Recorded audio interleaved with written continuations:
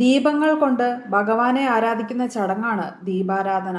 ക്ഷേത്രത്തിലെ പ്രധാന ചടങ്ങായ ദീപാരാധന നടയടച്ച ശേഷമാണ് ശ്രീകോവിലിനുള്ളിൽ നടക്കുന്നത്.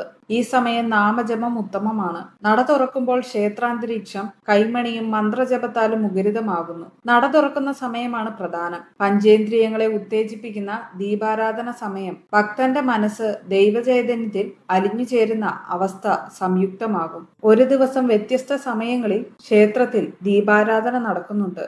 ഓരോ സമയത്തെയും ദീപാരാധന തൊഴുമ്പോഴും വ്യത്യസ്ത ഫലങ്ങളാണ് പറയുന്നത്. പുലർച്ചെ നിർമാല്യത്തിനും അഭിഷേകത്തിനും ശേഷം ഭഗവാനെ അലങ്കരിച്ച് നടക്കുന്ന അലങ്കാര ദീപാരാധന തൊഴുതാൽ മുൻജന്മ പാപങ്ങൾ നശിക്കുമെന്നാണ് വിശ്വാസം. പന്തീരടി പൂജയുടെ അവസാനം നടത്തുന്ന പന്തീരടി ദീപാരാധന തൊഴുതാൽ ഐശ്വര്യവും സമൃദ്ധിയും ധനധാന്യ ലബ്ധിയും ഫലം. ഉച്ചപൂജ സമയത്ത് അർപ്പിക്കുന്ന ഉച്ചപൂജ ദീപാരാധന തൊഴുതാൽ സമസ്ത പാപങ്ങളും നീങ്ങി ജീവിതത്തിൽ ഐശ്വര്യം നിറയും. സന്ധ്യാസമയത്ത് നടക്കുന്ന സന്ധ്യാദീപാരാധന തൊഴുതാൽ സർവ്വ ഐശ്വര്യങ്ങളും ലഭിക്കുമെന്നാണ് വിശ്വാസം. അത്താഴപൂജയ്ക്ക് ശേഷമുള്ള അത്താഴപൂജ ദീപാരാധന തൊഴുതാൽ ദാമ്പത്യ സൗഖ്യം ഫലമെന്നും വിശ്വസിക്കുന്നു.